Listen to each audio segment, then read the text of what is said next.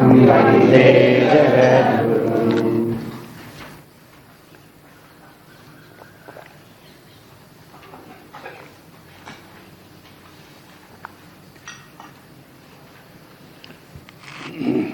श्लोक संख्या 37 से पाठ। अर्जुन उवाच अयति श्रद्धयोपेतो योगाच्चलितमानसः अप्राप्य योगसंसिद्धिं कां गतिं कृष्ण गच्छति। कच्चिन्नो भयविभ्रष्टा छिन्नाभ्रमिव नश्यति। अप्रतिष्ठो महाबाहो विमूढो ब्रह्मणा पथि। एतन्मे संशयं कृष्ण छेतुमर्हस्य शेषतः। तदन्यासंशयस्यास्य छेता नहीं उपपद्यते। श्रीभगवानुवाच पार्थ नैवेह नामुत्र विनाशस्तस्य विद्यते। नहि कल्याणकृत कश्चित् दुर्गतिं तात गच्छति। पार्थ नैवेह नामुत्र विनाशस्तस्य विद्यते। नहि कल्याणकृत कश्चित् दुर्गतिं तात गच्छति।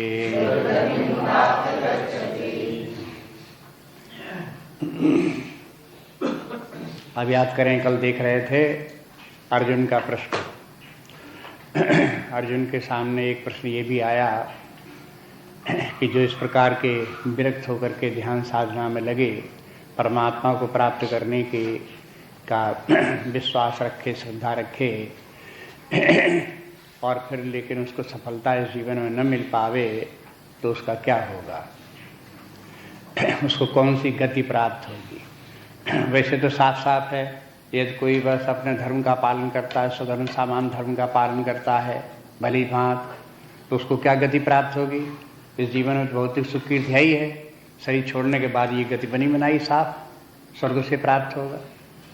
और अगर कोई व्यक्ति विरक्त होकर के ज्ञान विज्ञान प्राप्त कर ले, भक्ति प्राप्त कर ले, तो उसकी गति क्या होगी, वो भी साफ साफ है, उसे परमात्मा की प्राप्ति हो जाएगी, पूर्णता प्राप्त हो जाएगी।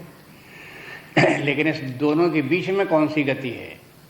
अगर कोई व्यक्ति यहाँ से इनसे तो हो गया विरक्त, हाँ, और परमात्मा की प्राप्ति उसे हुई नहीं, हाँ, लेकिन परमात्मा में श्रद्धा है उसकी, चाहता तो है कि मैं परमात्मा की प्राप्ति हो जाए, स्वर्ग नहीं चाहता, परमात्मा की प्राप्ति चाहता है, लेकिन परमात्मा के चाहने मात्र से तो प्राप्त नहीं हो जाएगा, उसे लिए ज्ञान विज्ञान चाहिए, भक्ति चाहिए, उपासना चाहिए, जो कुछ करना चाहिए, तो वो साधनाएं करनी चाहिए, तो उससे नहीं हुई, तो वो क्या हो गया, योग भ्रष्ट हो गया। मैंने योग भ्रष्ट माने योग उसका चला नहीं, छोड़ दिया बीच में, या मन उधर से विचलित हो गया। तो ऐसे व्यक्ति की क्या गति होगी, क्या उसे स्वर्ग भी प्राप्त नहीं होगा और परमात्मा भी प्राप्त नहीं होगा, तो कहाँ जाएगा, क्या नरक जाएगा क्या, और कहीं जाएगा। हैं, साफ साफ प्रश्न है कि नहीं। देखो, पहले प्रश्न ठीक ठीक समझो, तो फिर उसका उत्तर भी समझो क्या मामला है। तो इसको कहते हैं कि अगर कोई दोनों में से कोई गति नहीं मिले, स्वर्ग भी न मिले, परमात्मा भी न मिले, तो क्या वो व्यक्ति नष्ट हो जाएगा, कुछ नहीं मिलेगा उसे, सबसे वंचित हो जाएगा। अब इसका उत्तर देखो, भगवान क्या कहते हैं। कहते हैं कि श्री भगवान वाच, भगवान कहते हैं कि पार्थ, हे पार्थ, न एव इह न अमुत्र विनाशस्तस्य विद्यते। उस व्यक्ति का न इस लोक में न परलोक में कहीं उसका विनाश नहीं होता। विनाश नहीं होता के माने उसकी कोई हानि नहीं होती है। नहीं कल्याणकृत कश्चित, सिद्धांत ये सिद्धांत है। कल्याणकृत कश्चित, कल्याण करने वाला कोई व्यक्ति कुछ भी कल्याण का कार्य करे दुर्गतिम तात नहीं गच्छति, हे तात उसे दुर्गति प्राप्त नहीं होती। देखो कल्याण के मार्ग पर चाहे थोड़ा चलो चाहे ज्यादा चलो, हानि तो होती ही नहीं। ये शंका करना बेकार है कि हम थोड़ा इतना तो हमने किया और फल कुछ नहीं हुआ, ऐसे नहीं। उसका जितना भी साधना करेंगे, जितना अध्यात्म में विकास करेंगे, उतना फल अवश्य मिलेगा।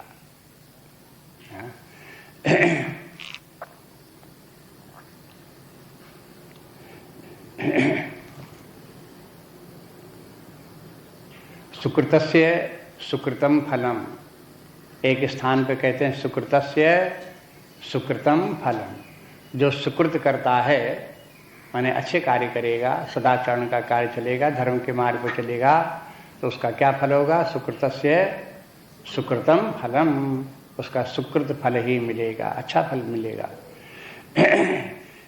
सुखदायी कल्याणकारी उसको फल मिलेगा। ये सिद्धांत है। तो इसलिए जो है वो यदि इसके बाद इस अधर्म को छोड़ दें, फिर इस तरफ ऊपर बढ़ते जाएं, तो जितना ही ऊपर की तरफ बढ़ते जाएंगे, धर्म है, वैराग्य है, ज्ञान है, भक्ति है, जितना आगे जैसे जैसे बढ़ते जाएंगे वैसे वैसे अधिकाधिक कल्याण है, अधिकाधिक लाभ ही है, इसमें हानि कुछ भी नहीं है। कभी कभी अर्जुन का प्रश्न जो है ये है, लोगों के सामने आता रहता है, देखा आते हुए। लोगों को ये हुआ कि घर छोड़ करके आश्रम में आ गए, और आश्रम में आ गए और आश्रम में उनको कोई लाभ नहीं दिखाई दिया कि यहाँ कोई बड़ी उनकी प्रतिष्ठा मान्यता हो गई होती, धन संपत्ति प्राप्त हो गई होती, कहीं कुछ हो गया होता, वो यहाँ मिला नहीं। अब क्या सोचते हैं कि घर भी गया और ये भी गया, घर भी छोड़ आए, वहाँ भी कुछ नहीं, छूट ही गया, और यहाँ आए तो यहाँ कुछ मिला नहीं। ये समस्या लोगों के सामने रहती है, और शिकायत करते रहते हैं, व्याकुल होते रहते हैं इसके लिए कि देखो बेकार हो गया सब, देखो बेकार हो गया सब। ऐसा नहीं होता। भगवान का उन्हें ऐसी लोगों के लिए आश्वासन है कि आप ये मत समझो कि आपने जो कुछ साधना की, विरक्त होकर के आश्रम में रहे, या आप ध्यान साधना कहीं अपने घर में भी करते रहे, जो कुछ भी आपने आगे किए वो सब बेकार कुछ भी नहीं जाती, उससे सबसे लाभ होता है। होता ये है कि लोगों को उसका जो फल प्रत्यक्ष दिखाई नहीं देता, लेकिन फल होता है। फल क्या होता है? अगर कोई मेजरमेंट बहुत सूक्ष्म हो तो व्यक्ति देख सकता है कि नित्य अगर वो हो 1 घंटे भर साधना करता है तो 1 पॉइंट उसका विकास, आंतरिक विकास उसका हो गया है। लेकिन ऐसा आंतरिक विकास का कोई मेजरमेंट नहीं है, थर्मामीटर, बैरोमीटर कोई इस प्रकार का नहीं है जिससे कि ये नाप लें कि अब कितना विकास हो गया है, अब कितना विकास हो गया है। हाँ, ये बात जरूर है कि साल 2 साल 10 साल के बाद में अगर वो कंपेयर करे, पिछला याद करे कि पहले कैसे थे और अब कैसे हैं, तो उसको अंतर दिखाई देगा कि बहुत अंतर हो गया है। और जो आध्यात्मिक अंतर है, आध्यात्मिक साधना का फल है, वो आंतरिक फल है। उस आंतरिक फल की कोई कल्पना करे बाहर तो उसने जो साधना की उसने बेकार की, वो समझे ही नहीं। भौतिक कार्यों का उद्देश्य तो है बाहरी उपलब्धि, जिसे अभ्युदय कहते हैं, लेकिन आध्यात्मिक साधना का फल बाहरी टिमटाम नहीं है। आध्यात्मिक साधना का फल है कि हमारा आंतरिक विकास कितना हुआ, तमोगुण कितना दूर हुआ, रजोगुण कितना दूर हुआ, सत्वगुण कितना हुआ, मन शांत कितना हुआ, संतुलित कितना हुआ, प्रसन्न कितना हुआ। ये आंतरिक जो है ये है, बस उसके यही फल हैं ये, और ये निरंतर होते रहते हैं। छोटे बच्चे जो हैं वो बढ़ते रहते हैं, साल भर में 1 साल के बाद उसको देखो, अरे इतना बड़ा हो गया, 2 साल के बाद देखो जाए, अच्छा इतना बड़ा हो गया। लेकिन रोज नाप करके देखो कितना बड़ा हो गया, रोज डेली नापो कितना बड़ा हुआ, तो कितना बड़ा मिलेगा आपको, हैं? अब उसकी मेजरमेंट का उस माइक्रोमीटर से किसी से नापो तो भली आपको मिले कि हाँ कि इसमें जो है वो 0.00001 बढ़ गया 1 इंच, हैं? ढूंढ लो भाई, नाप लो आप उसको। लेकिन वैसे आपको जो है वो रोज रोज उसका बढ़ता हुआ नहीं दिखाई देगा। बल्कि स्वामी शिवानंद जी ने ये कहा कि देखो ये आध्यात्मिक साधना के टेस्टिंग रोज रोज नहीं करनी चाहिए कि हमें कितना लाभ हुआ। उस समय पे आने पर उसका फल लाभ दिखाई देता है।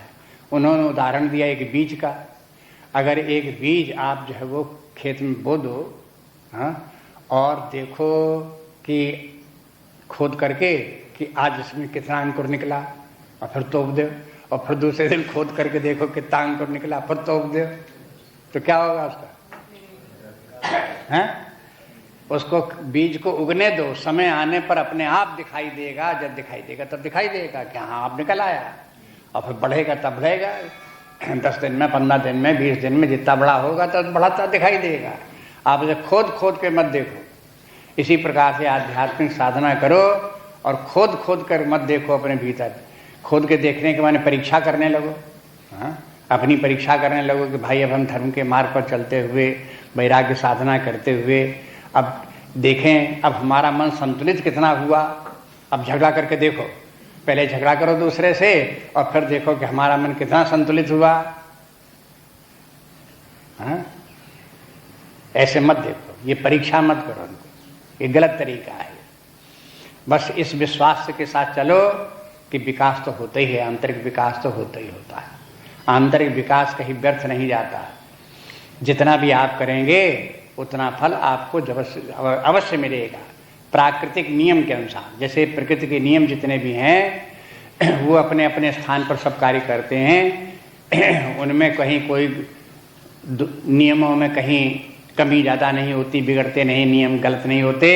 इसी प्रकार से आंतरिक जगत का नियम है कि विकास, आंतरिक साधना करोगे तो आंतरिक विकास होगा जरूर। अब ये बात दूसरी कि विकास हो रहा है एक जगह, आप ढूंढ रहे हो दूसरी जगह, तो आपको नहीं मिलेगा।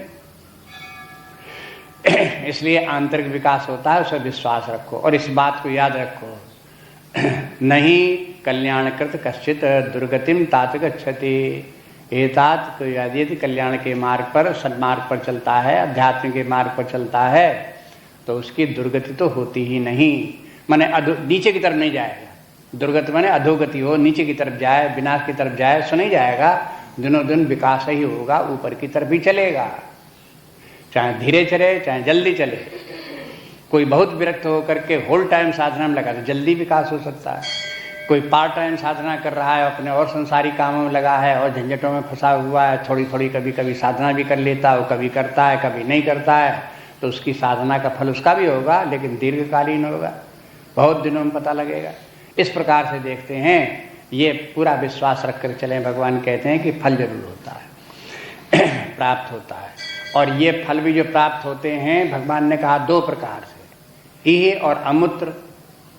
इस लोक में भी उसका लाभ दिखाई देगा और शरीर छोड़ने के बाद में भी उसका लाभ होगा, दोनों तरह से लाभ। इस जीवन में क्या लाभ दिखाई देगा कि उसका व्यक्तित्व और व्यवहार और जीवन का जो स्तर है वो बढ़ता जा रहा है।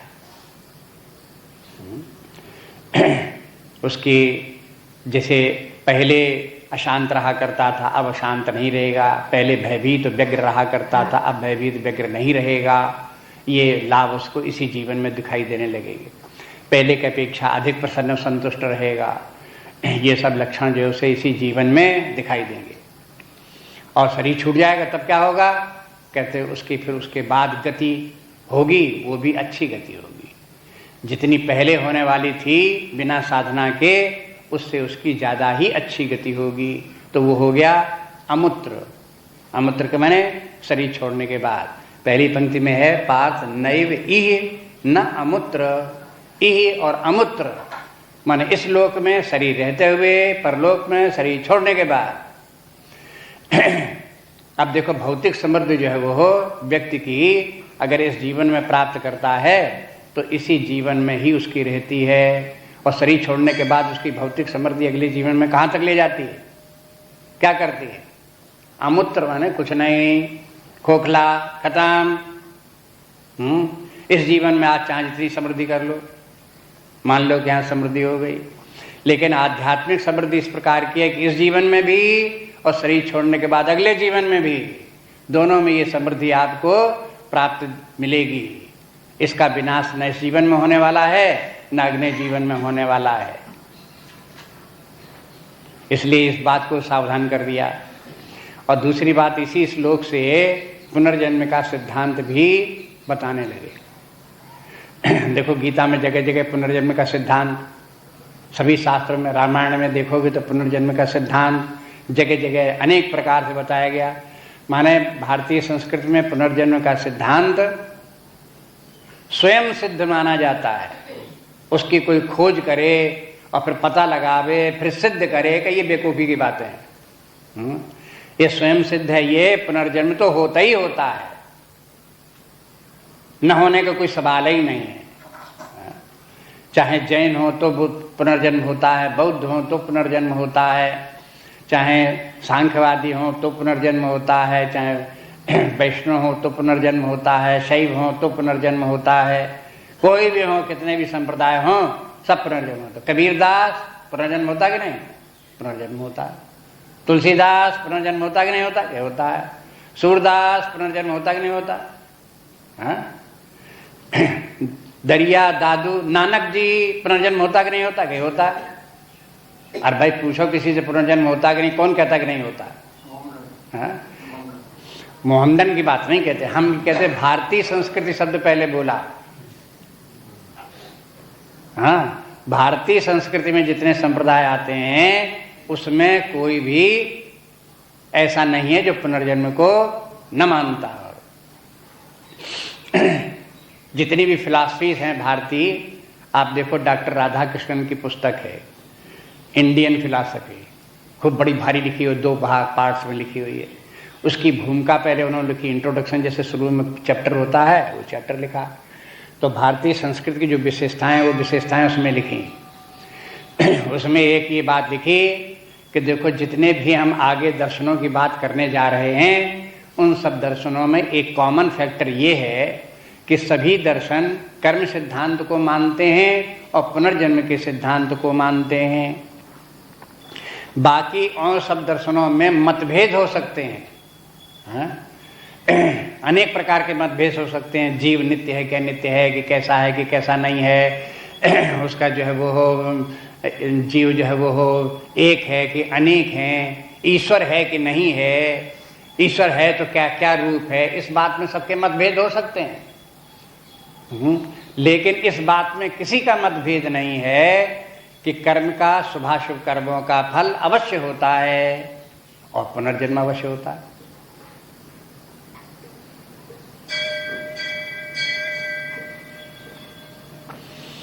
वैसे तो जो अगर मुसलमान का नाम ले दो, क्रिश्चियन का नाम ले दो, तो ये बात समाज में गलत फैली हुई है कि ये लोग पुनर्जन्म नहीं मानते।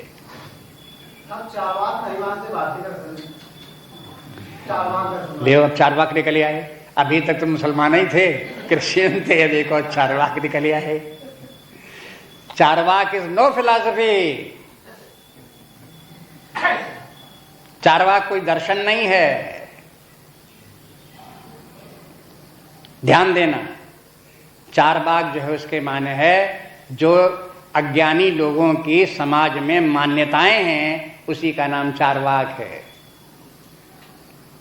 अज्ञानी जिनकी की कोई फिलॉसफी नहीं, कोई थिंकिंग नहीं, इस दर्शन के संबंध में कभी विचार नहीं किया, उनकी जो कॉमन थिंकिंग है, साधारण रूप से जो बात उनकी समझ में आ जाती है, उसका नाम चारवाक फिलॉसफी।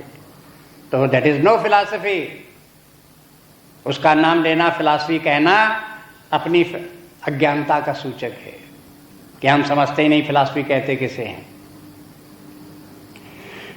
इसलिए ये बात जरूर थी, कह रहे थे मुसलमानों का और क्रिश्चियन लोगों का, कि ये लोग भी पुनर्जन्म मानते हैं। कैसे मानते हैं ये बताओ कि कौन मुसलमान, कौन ईसाई ऐसा है जो ये कहता है कि मरने के बाद कुछ नहीं रह जाता, न कहीं स्वर्ग है न कहीं नरक है? कोई कहता है? हाँ? दोजख कहीं है कि नहीं है? नहीं है। और दोजख में कौन जाता है? शरीर जाता है। हाँ? हाँ? कहीं हेल है कि नहीं, हेवन है कि नहीं? हैं? ये कौन मानते हैं हेल हेवन? कैसे पहुंच जाते हैं पुनर्जन्म के बिना? लेकिन उनके पुनर्जन्म का सिद्धांत उतना ज्यादा सूक्ष्मता के साथ देखा नहीं गया है जितना कि भारतीय संस्कृति में। यहाँ एक एक बात को लेकर के बड़ा विस्तार किया गया है और उसकी सबकी जितनी प्रकृति है गहराई से उसको सबको खोजा गया। अंतर इतना है कि देखो, एक वैज्ञानिक है वो भी जानता है कि पानी बरसता है, और एक किसान है वो भी जानता है कि पानी बरसता है। किसान तो ये जानता है कि आसमान में बादल कहीं से आ जाते हैं और पानी बरसता है, बस। बादल कहाँ से आ जाते हैं उसे पता नहीं। पानी क्यों बरस जाता है आकाश में? बादल कभी दिखाई देते नहीं भी बरसते हैं और कभी बरस भी जाते हैं, उसे पता नहीं क्यों। वो तो इतना जानता है कि बादल आते हैं, पानी बरसता है, इसके आगे उसे कुछ पता नहीं। लेकिन वैज्ञानिक जानता है कि अभी बादल यहाँ नहीं आए, लेकिन 1 महीने 2 महीने पहले बादल बन गए हैं, समुद्र के ऊपर उड़ रहे हैं और इतनी रफ्तार से चल रहे हैं और यहाँ आ रहे हैं, और कब यहाँ पहुँच जाएंगे, कब का पानी बरसेगा, ये सब बता देंगे वैज्ञानिक लोग, हैं। और विज्ञान में जितना विकास होता जाता उतनी बारीकी से बताते चले जाएंगे, हैं? और बताते चले जाएंगे, देखो किस दिन पानी बरसेगा और कितना पानी बरसेगा और कहाँ बरसेगा, सब हिसाब लगा के बता देंगे। तब इसके माने क्या हुआ कि किसान के हिसाब से बादल पानी बरसाते हैं, वो बात ठीक नहीं है? वो भी ठीक है। और वैज्ञानिक जो बता रहा है इतना डिटेल बता रहा है तो उसकी बात भी ठीक है। इसलिए पश्चिमी इन लोगों को जो ये है पुनर्जन्म के सिद्धांत के ऊपर उनको ज्यादा गहराई से सूक्ष्मता से विचार नहीं हुआ, लेकिन ये वो भी जानते हैं कि शरीर छूटता है और एक होती है रूह, एक होती है सोल, हैं? ये जो है स्वर्ग जाती है, नरक जाती है, सुख दुख भोगना पड़ता है, हैं? तो जब ये रूह को मानोगे, सोल को मानोगे, तो पुनर्जन्म हो ही गया, हैं? अब वो ये जानते हैं कि अगर रूह ने पाप कर्म किए तो उसे दोजख जाना पड़ेगा, नरक जाना पड़ेगा। अच्छे कार्य किए तो उसे स्वर्ग प्राप्त होगा, उसे ईश्वर उसे खुदा उसे स्वर्ग देगा। इतनी तो बात बता दी। अब ये बताओ कि जिसने पुण्य कार्य किए उसमें पुण्य कार्य में कैटेगरीज होती हैं, कितना पुण्य कार्य किया, कितना नहीं किया, कितने दिन स्वर्ग में रहेगा, कितने दिन स्वर्ग में नहीं रहेगा, इसका हिसाब नहीं लगा पाए। उन्होंने कहा कि बस शुभ कार्य करोगे स्वर्ग में जाओगे, सदा स्वर्ग में रहोगे, अब पाप कर्म करोगे तो नरक में जाओगे, सदा नरक में रहोगे। भाई ये हिसाब बताओ कि अगर पाप कर्म किया है तो नरक में जा करके आखिर पाप छीण होंगे कि नहीं छीण होंगे? भाई पाप का अगर फल नरक और दुख है तो दुख भोगने पर वो पाप कटने भी तो चाहिए, ये विज्ञान नहीं कहता। अगर पाप फल दुख भोगते भोगते पाप कट गए तो उसके बाद में भी नरक में पड़ा रहेगा क्या? हैं? अब ये विचार नहीं किया, लेकिन यहां ये विचार किया कि भाई पाप कर्म करोगे नरक जाओगे, बात ठीक है, वहां दुख भोगोगे, जब तुम्हारे पाप कट जाएंगे, दुख भोग चुकोगे तो खत्म भी होगा मामला। जब खत्म होगे तो उसके बाद फिर चलो लौट करके यहां आ जाओगे, दोबारा फिर चाहे पुण्य करो चाहे पाप करो, जैसा करोगे वैसी गति आपको दोबारा प्राप्त होगी। अब बताओ दोनों में से कौन सिद्धांत लॉजिकल है, कौन सिद्धांत ठीक है? क्या समझ में आता है? यही समझ में आता है कि पाप कर्म किया तो हमेशा नरक में पड़े रहो और पाप कटे ही नहीं कभी। संसार में ऐसी कौन वस्तु है जो नष्ट नहीं होती? हाँ? जब संसार की सारी वस्तुएं नश्वर हैं तो कर्म भी तो नश्वर है, अपने फल देगा, दुख देगा, नाश होगा कि नहीं होगा? हाँ? ये मान लो कि कर्म अनश्वर है, शाश्वत कर्म है, पाप कर्म भी शाश्वत है, पुण्य कर्म भी शाश्वत है, तो ये तो प्रकृति की विरुद्ध बात है, भ्रांति है ये। बस इतना ही अंतर है और अंतर नहीं है। पुनर्जन्म के सिद्धांत को सब मानते हैं, पुनर्जन्म के सिद्धांत को न माने तो कर्म का सिद्धांत नहीं मान सकते। कर्म का सिद्धांत मानते हैं तो पुनर्जन्म का सिद्धांत मानना पड़ता है। कर्म सिद्धांत न माने तो फिर सुख दुख का कारण क्या है? ये कर्म ही सुख दुख के कारण है। फिर अगर कर्म सिद्धांत नहीं मानते तो ये मानना पड़ बाई चांस दुख हो जाता है, बाई चांस सुख हो जाता है, बस खत्म बात है। बाई चांस सब बातें हो रही हैं। तो बाई चांस के माने क्या है? अवैज्ञानिक बात है। जो साइंटिस्ट जब तक विज्ञान का विकास नहीं हुआ तब तक जो प्रकृति की घटनाएं घटती थी वो सब कैसे होती थी? सब बाई चांस होती थी।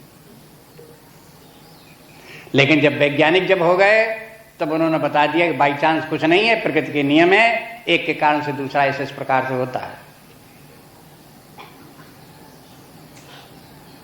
बाई चांस के माने अज्ञान।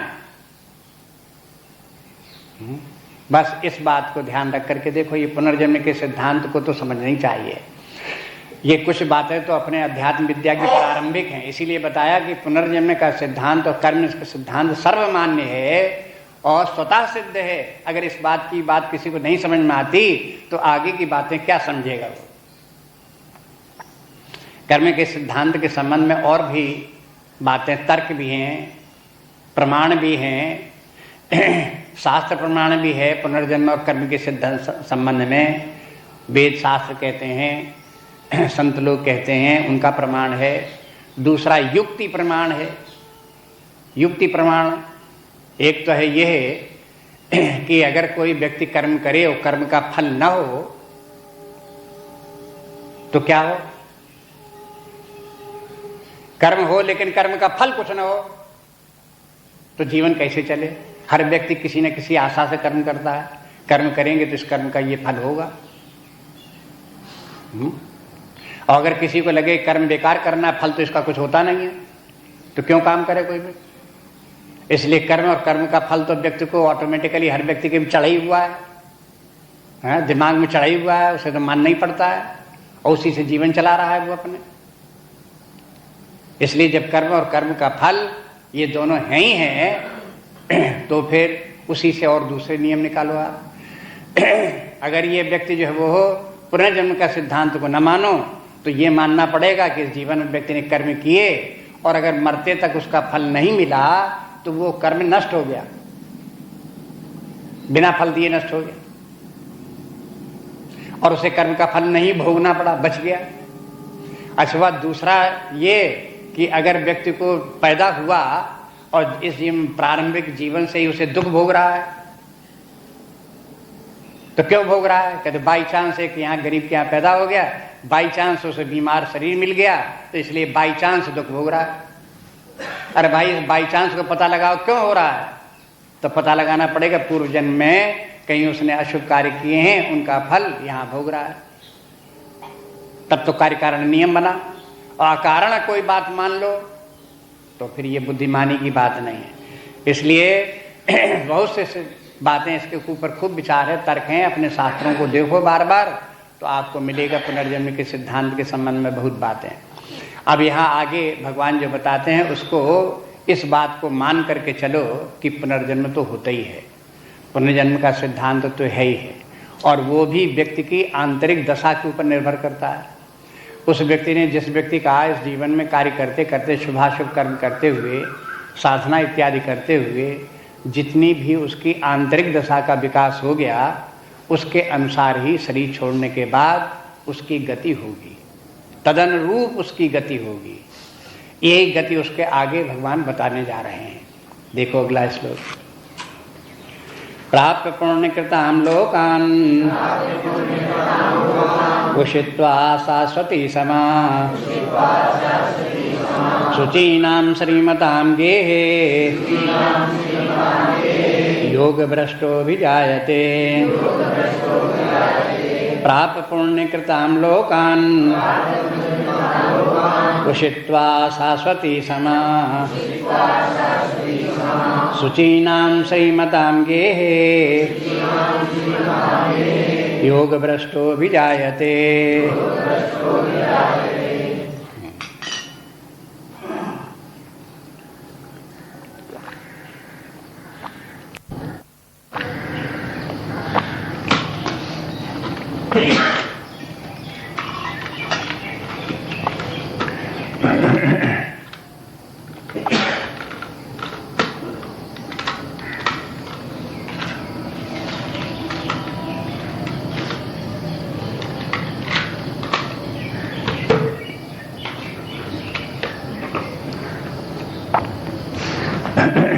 प्राप्त पुण्यकृतान लोकान, ऐसे व्यक्तियों को क्या होता है, अगले जीवन की बात बता रहे हैं भगवान क्या होता है। माने इस जीवन में उसका शरीर छूट गया और उसे योग सिद्ध नहीं हुआ, तो शरीर छूटने के बाद कौन सी गति उसे प्राप्त हुई वो बताते हैं। कहते हैं कि प्राप्त पुण्यकृतान लोकान, पुण्यकृतान लोकान प्राप्त। पुण्यकृत माने, कृत माने कार्य, पुण्यकृत माने पुण्य कार्य।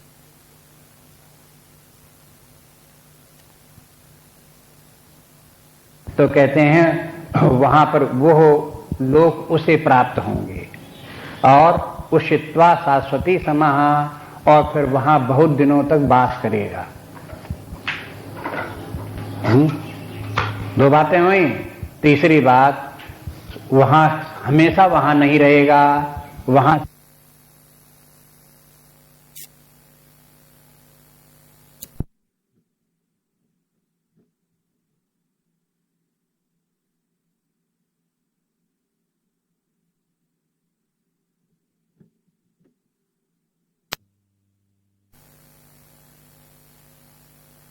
पवित्र लोग हैं, पुण्यात्मा लोग हैं, और श्रीमताम माने धनवान लोग हैं, उनके गेहे, उनके घर में योग भ्रष्टो भी जायते।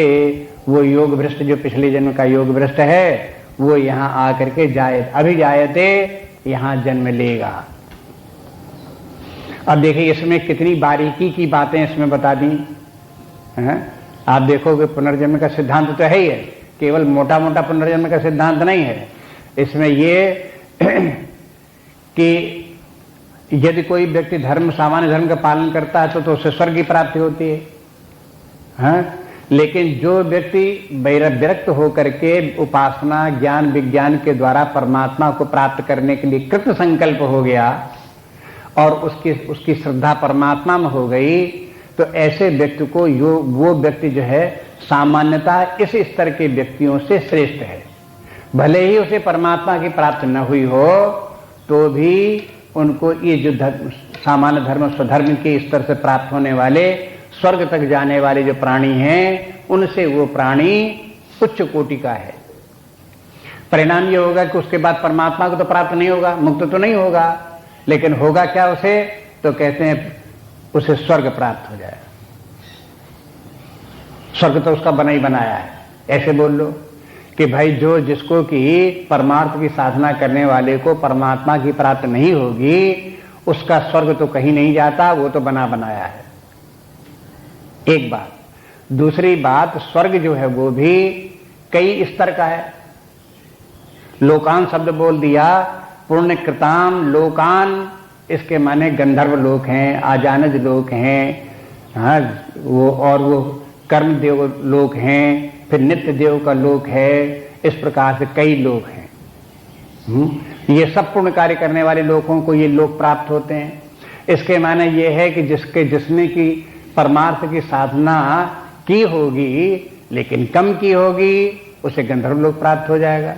थोड़ी और उसने की होगी तो उसे फिर और आजानज लोक इत्यादि उनकी प्राप्ति हो जाएगी, पितृलोकों की प्राप्ति हो जाएगी, और की होगी तो नित्य देवताओं की गति प्राप्त हो जाएगी।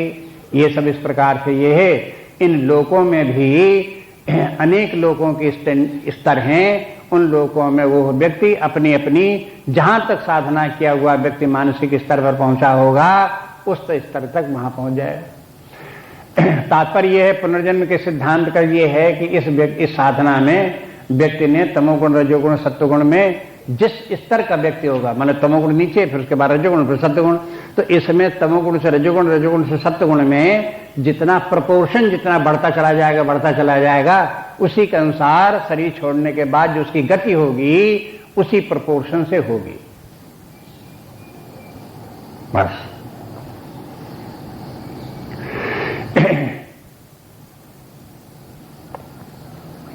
आप इस प्रकार के देखो कि जैसे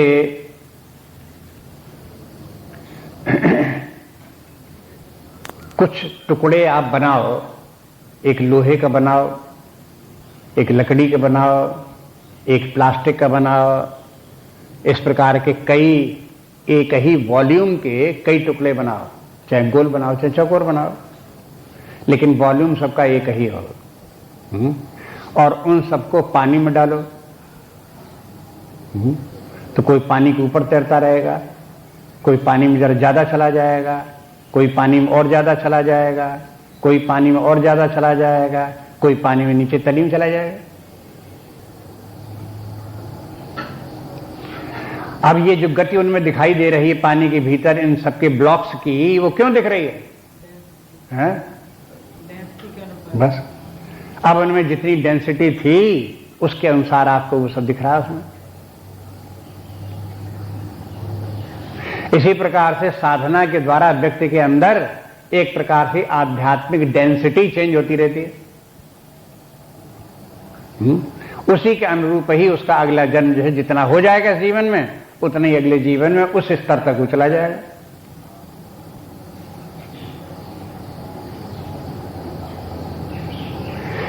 तो अब ये बता दिया कि देखो, जो कि परमार्थ की साधना कर रहा होगा, इसके माने वो जो सामर्थ्य धर्म, स्वधर्म, सामान्य धर्म वालों की है, उससे सामर्थ्य से ज्यादा सामर्थ्य वाला ये वैराग्यवान व्यक्ति ज्ञान और विज्ञान के द्वारा परमात्मा को प्राप्त करने के लिए श्रद्धा रख करके कर रहा होगा। अब श्रद्धा भी एक व्यक्ति की सामर्थ्य है। किसी की श्रद्धा केवल स्वर्ग तक है और किसी की श्रद्धा परमात्मा में है। तो किसकी श्रद्धा बढ़ी?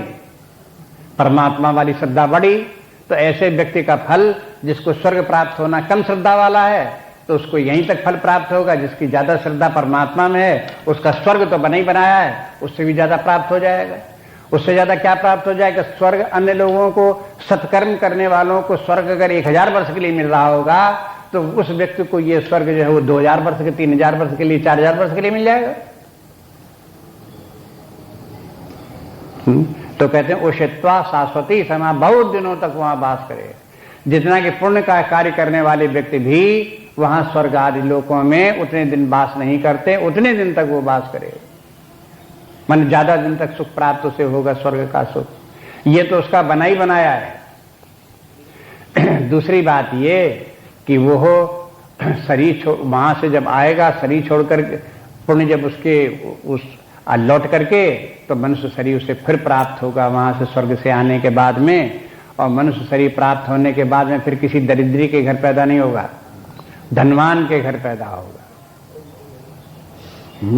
अब देखो दूसरा लाभ ये दिखाया गया। और धनवान भी होते हैं 2 प्रकार के। धनवान हो सकता है अधर्मी भी, धनवान हो सकता है धर्मी भी। तो वो कहां पैदा होगा? वो धर्मी धनवान के पास पैदा होगा, अधर्मी के पास नहीं होगा। असुचि सुचि, सुचि नाम श्रीमताम गे, जो धर्मात्मा होंगे और धनवान भी होंगे, ऐसे घर में वो जन्म लेगा। ये मिनिमम फायदा है, ये ज्यादा नहीं कोई। ये कम से कम इतना लाभ तो व्यक्ति को होगा ही होगा। हाँ? स्वर्ग तो अवश्य प्राप्त होगा ही होगा, नरक तो जाना ही नहीं पड़ेगा।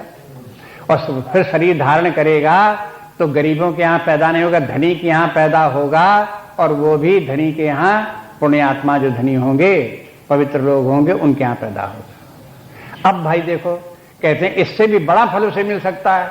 अगले श्लोक में भगवान कहते हैं कि ये तो बात हमने थोड़ी कही, लेकिन ऐसे भी साधक हो सकते हैं जिन्होंने साधनाएं की और शरीर छोड़ने के पहले तक काफी साधना कर ले गए, लेकिन शरीर छूटते छूटते तब तक मन विचलित हो गया और साधना नहीं कर पाए, नहीं पूर्णता प्राप्त कर पाए। तो अब इनमें दोनों में निम्न स्तर वाले ध्यान योग के साधक और उच्च स्तर के ध्यान योग के साधक में अंतर क्या हुआ?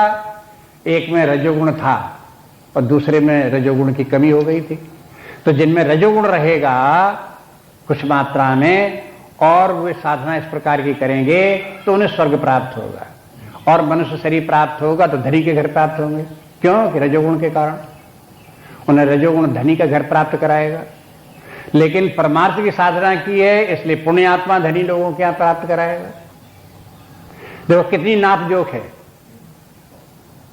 मेजरमेंट देखो कहां कहां तक किया हुआ है सफाई के साथ। अब ये अगले श्लोक में बताते हैं कदाचित उसका सत्वगुण इतना बढ़ गया हो कि वो वैराग्यवान हो, इनमें तीनों की किसी कामना उसके मन में किंचित रह ही नहीं गई हो, रजोगुण भी नहीं रह गया हो, हाँ, तो फिर उसकी क्या गति होगी?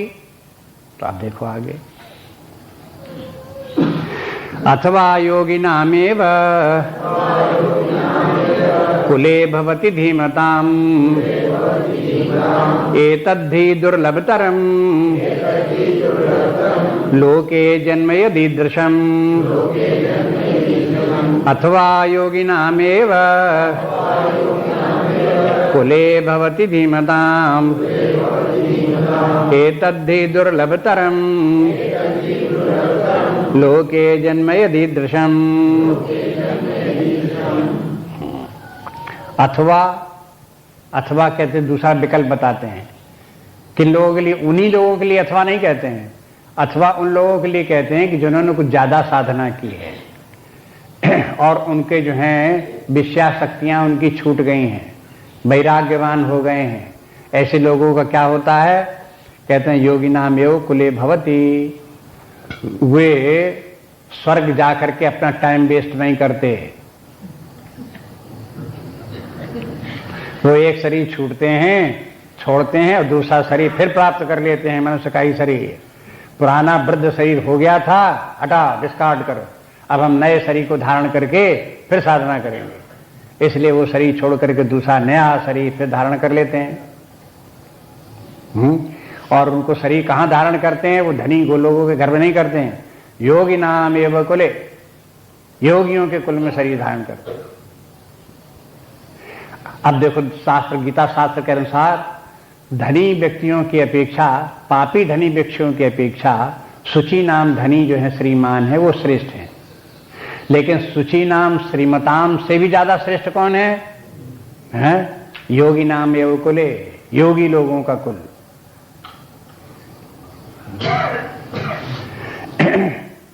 अब योगियों का कुल क्यों श्रेष्ठ है? क्योंकि वहां साधना का अनुकूल वातावरण है।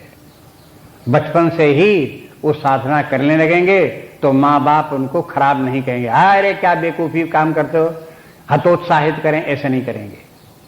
कहेंगे बड़ा अच्छा संस्कार है, देखो जन्म से ही कितना शांत है, हाँ जन्म से ही देखो कैसे भगवान के साथ में, कैसे मंदिर में कैसे बैठता है, कैसे इसका इसमें मन लगता है। अब ऐसे करके उसकी प्रशंसा करेंगे। और अगर वही इस प्रकार का पुण्यात्मा व्यक्ति कहीं किसी पापी के घर पैदा हो जाए, भौतिकवादी के घर प्राप्त हो जाए, अरे बचपन से ही तुम ये तमाशा करने लगे, ये तो बुढ़ापा की बातें हैं, तुम अभी क्यों करते हो? ऐसे करने नहीं देंगे उसको हिलाएं डुलाएं, डिस्टर्ब करेंगे उसे। हाँ, इसलिए वो कहां पैदा होगा? योगी नाम ये वो कुले। अब योगी नाम कुले में भी एक विशेषण लगाना पड़ा, क्या? धीमताम। इसके माने योगियों के कुल दो प्रकार के होते हैं। एक धीमान योगियों का कुल होता है और एक बुद्धू योगियों का कुल होता है। बुद्धू योगियों का कुल कैसा है कि जहां वो हठ योग करते हैं, ऐसी साधनाएं करते हैं जो जड़ता के उदाहरण हैं, समझदारी के साथ नहीं करते, मूर्खता के काम करते हैं। व्रत करेंगे तो ऐसे व्रत करेंगे जैसे बीमार हो जाए, ये मूर्खता के व्रत है, बुद्धिमानी के व्रत नहीं है। व्रत के माने है व्रत करो तो पहले की अपेक्षा शरीर में स्फूर्ति आवे, नई चेतना आवे, मन बुद्धि और प्रसन्न हो तो ठीक है। और जो ऐसी व्रत किया जैसे कि बीमार पड़ गए और परेशान हो गए, तो ये जो है ये मूर्खों के लक्षण है। इसलिए साधनाएं भी जो करने वाले योगी लोग भी हैं, एक समझदारी के साथ साधनाएं करते हैं, एक बेसमझी के साथ करते हैं। तो साधक तो दोनों ही हैं, बेसमझी के करने वाले भी, समझदारी के साथ भी करने वाले। तो अब ये लोग कहां पैदा होंगे कि बोले कि धीमताम उनके घर पैदा होंगे। लेकिन यहां श्रीमान शब्द नहीं जोड़ा, इसके माने यहां पर जो है इनको धन संपत्ति से कोई प्रयोजन नहीं है और उसकी आवश्यकता भी इनको नहीं है। धन संपत्ति वाला परिवार अगर नहीं मिला तो इनको हाय हाय नहीं हो गया, हाय हाय हम गरीब घर में पैदा हो गए, इस प्रकार का अफसोस इनको नहीं होगा। ये जो है इस प्रकार से कुले भवति धीमताम। भगवान कहते हैं कि देखो एतद ही दुर्लभ तरम लोके, इस प्रकार की गति प्राप्त होना दुर्लभ तर है। तर्क माने कंपैरिजन करो, तम नहीं कहते हैं, दुर्लभतम है नहीं बोलते, दुर्लभतर है, इसके माने कंपैरेटिव डिग्री है। कंपैरेटिव डिग्री माने किससे कंपेयर करें? पिछले श्लोक से। पिछले श्लोक में क्या बोला है कि वे लोग स्वर्ग जाते हैं और लौट करके आते हैं तो श्रीमान लोगों के यहाँ पैदा होते हैं, तो कहते हैं उनकी अपेक्षा योगिनाम ग्रहे, उनके घर पैदा होने वाले जो लोग हैं वे उनकी गति ज्यादा दुर्लभ है, कि माने रेयर लोग हैं जो इस गति को प्राप्त करते हैं, और ये गति प्राप्त करना ज्यादा उच्च है, श्रेष्ठ है, बेटर है पहले की अपेक्षा। अब जिन लोगों को, पाठकों को, गीता के पाठकों को धन ही धन जिनके समाया होगा, तो वो तो ये समझेंगे कि ये तो बड़ी अच्छी बात है, इस प्रकार की साधना करेंगे धनी घर में पैदा होंगे। और आगे अगर कह दें कि देखो वो व्यक्ति कोई ऐसे भी होंगे योगियों घर में पैदा होंगे, तो कहेंगे योगियों घर में पैदा हुए तो क्या फायदा हुआ, हाँ पैसा रिजला तो होगा नहीं, परेशानी होगी। तो भगवान समझा देते हैं, कहते हैं कि देखो वो जो पैसा टका के पीछे हैं वो निम्न स्तर के व्यक्ति हैं, और जो इस प्रकार से योगियों के घर में पैदा होते हैं ये उच्च स्तर के प्राणी हैं, व्यक्ति हैं। अब देखो पुनर्जन्म में कितनी बारीकी से बात सोची गई। अब इन दोनों में क्या अंतर है? कौन जो है वो हो श्रीमान लोगों के यहाँ पैदा होंगे और कौन धीमान लोगों के यहाँ पैदा होंगे, ये निर्भर करता है कामना के ऊपर। यदि व्यक्ति की कामना, छिपी हुई कामना भी चित्त में भौतिक सुख इत्यादि की स्वर्ग की बनी रही और उनका योग सिद्ध नहीं हुआ, तो स्वर्ग प्राप्त हो जाएगा, और फिर उनको धनी लोगों के यहाँ प्राप्त हो जाएगा, धन संपत्ति भौतिक सुख प्राप्त हो जाएंगे, कीर्ति प्राप्त हो जाएगी, ये तो बनी बनाया इनको मिल जाएगी। लेकिन जिन लोगों ने साधना थोड़ी अधिक की, वैराग्यवान हो गए, इनकी कामना नहीं रह गई, परमात्मा में पूरी श्रद्धा हो गई, लेकिन योग सिद्ध नहीं हुआ, तो फिर उनका क्या होगा?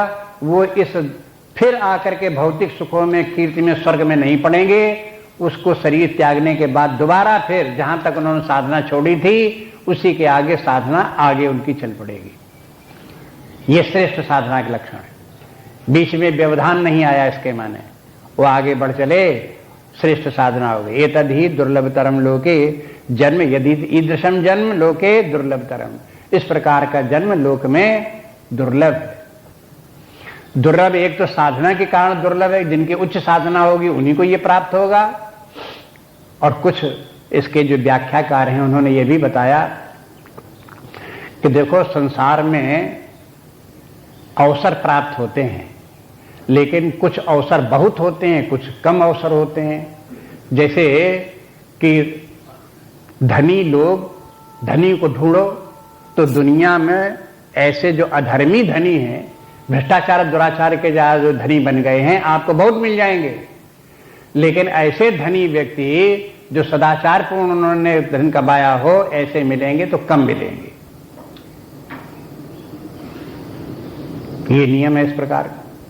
तो अब दुर्लभ क्या हो गया? हाँ? कि धनी भी हो और सदाचारी भी हो, तो अब दुर्लभ हो गया। अब उसके बाद फिर देखते हैं कि संसार में अगर ये ढूंढो कि कितने लोग योगी लोग हैं, हाँ?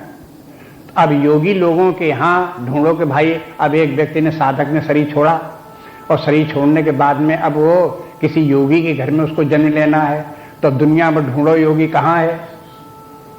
एक तो योगी मिलेंगे बहुत कम, और जो अगर योगी मिलेंगे भी कहीं, कोई परिवार घर ऐसे हों जो योगी साधना कर रहे हों, माँ बाप भी सब भजन पूजन ध्यान में लगे हुए हों, विरक्त हों, इस प्रकार से लगे हों, वहां अगर पहुंचे भी जन्म लेने के लिए, तो दुर्लभ क्या है कि वो जो योगी लोग हैं वो पुत्र चाहते ही नहीं।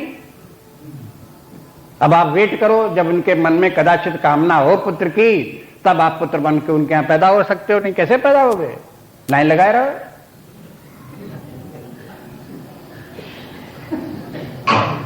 नहीं, दुर्लभ हो गया, ये दुर्लभ धर्म हो।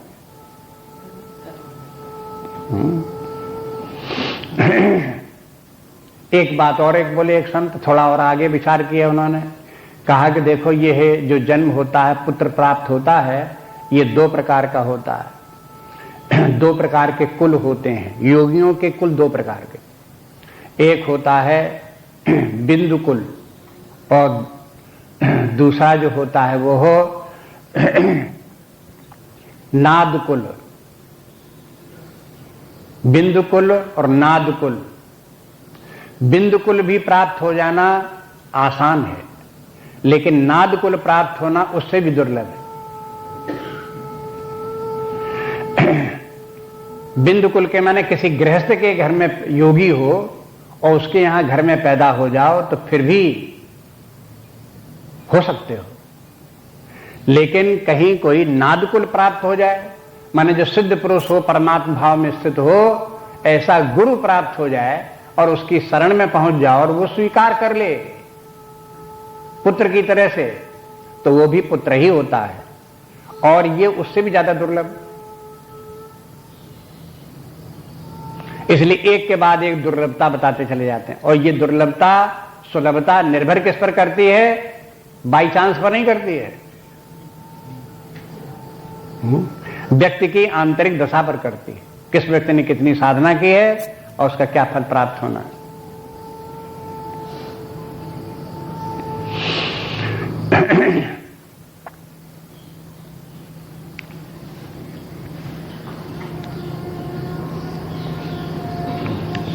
अगला श्लोक है तत्र तम बुद्धि संयोगम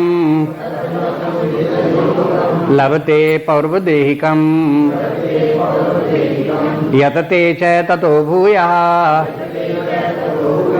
संसिद्धौ कुरु नंदन। तत्र तम बुद्धि संयोगम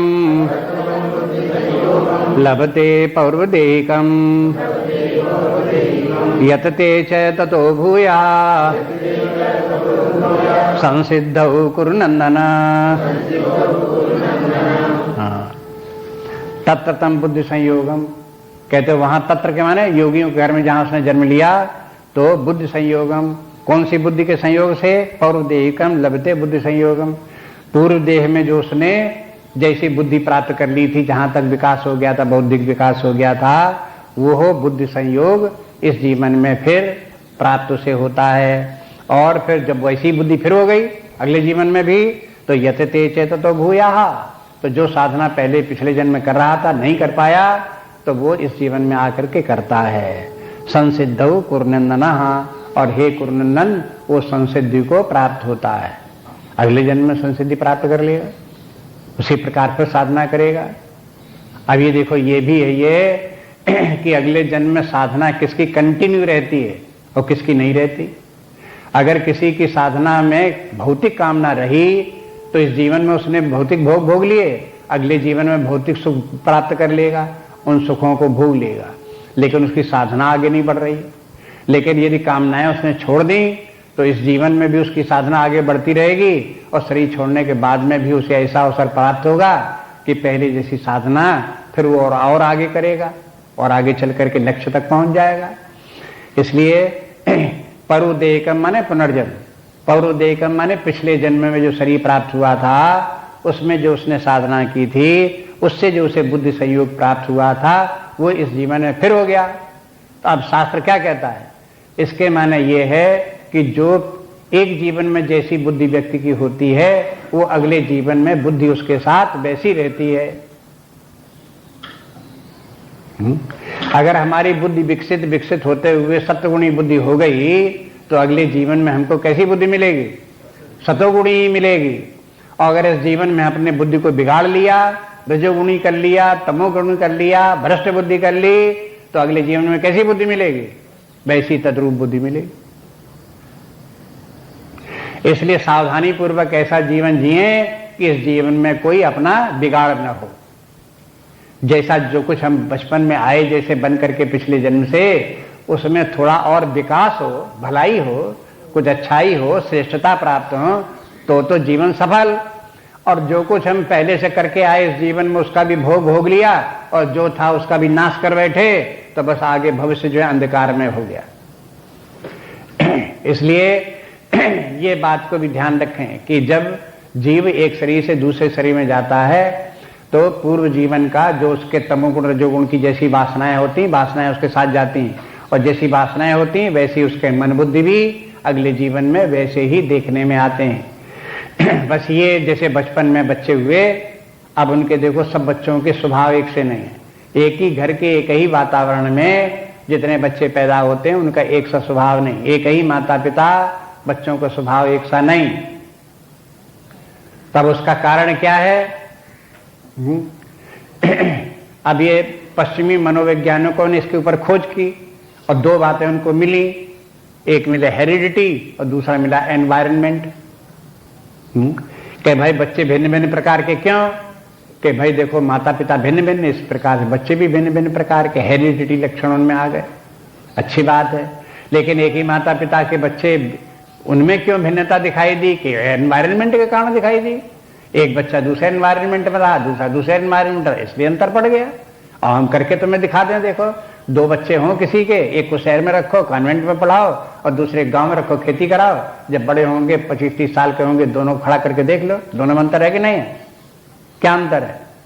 एनवायरनमेंट का अंतर है। चलो यहां तक बात तुम्हारी मान ली, लेकिन ये बताओ बिल्कुल छोटे बच्चे, 6 महीना का बच्चा, वो एक बच्चे शांत स्वभाव को दिखाई देता है, एक रोना पिन्ना और क्रोधी दिखाई देता है। अब बताओ एनवायरनमेंट वहां काम कर रहा है कि हेरिडिटी काम कर रही है? अब उसका जब उत्तर नहीं मिलता है, उसका उत्तर भारतीय संस्कृति में पहले से है। वो ये है कि पूर्व जन्म की वो अपनी बुद्धि संस्कार लेकर के आया है, वो उसी समय से उसके दिखाई देने लगते हैं। फिर आगे चल करके जो एनवायरनमेंट भी प्राप्त हुआ है या हेरिडिटी भी जो से प्राप्त हुई है, वो अपने पूर्व जन्म के कर्मानुसार प्राप्त हुई है। जैसा था वैसे उसे माता पिता मिले, जैसा वो था वैसे एनवायरनमेंट भी मिला। लेकिन पश्चिमी मनोविज्ञान के अनुसार एक तो एनवायरनमेंट अच्छा, दूसरे को बुरा क्यों मिला? कि बाई चांस मिला।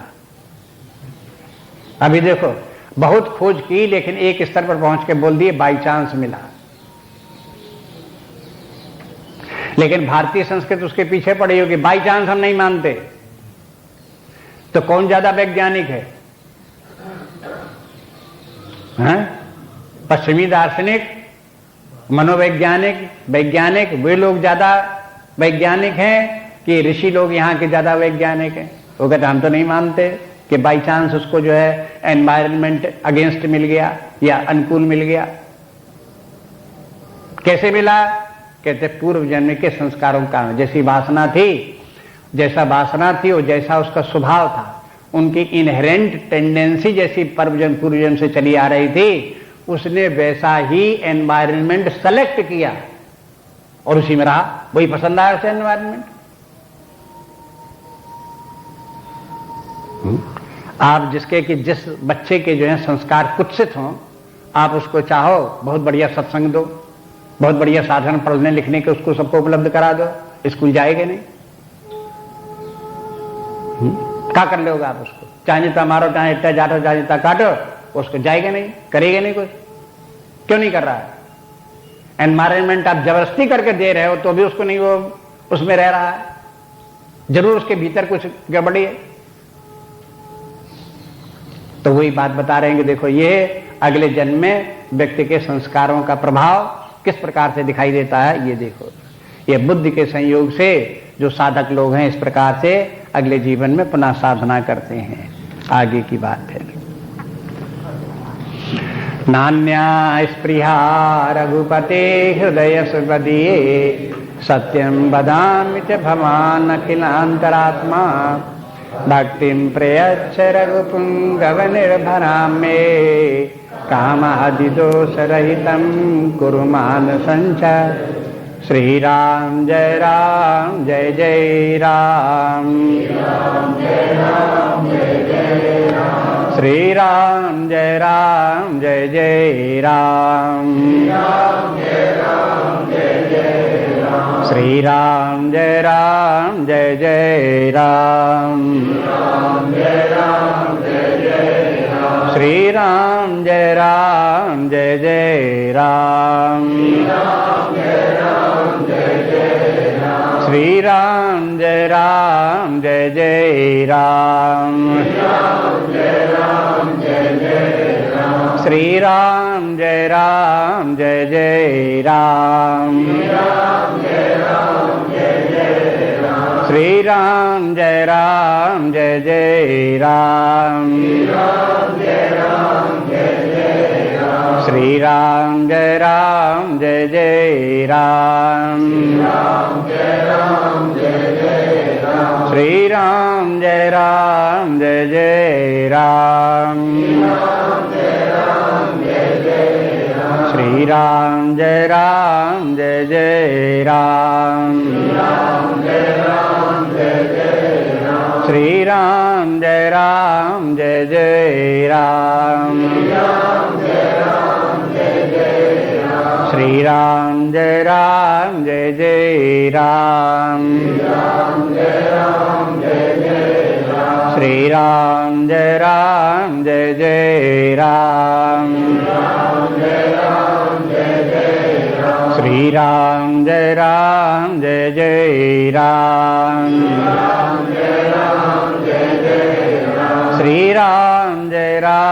जय जय राम। श्री राम जय जय राम। श्री राम जय जय राम। श्री राम जय जय राम। श्री राम जय जय राम। श्री राम जय जय राम। श्री राम जय राम मानो तब वो जाति बने, इसलिए कहते हैं ब्रह्म में कोई जाति नहीं।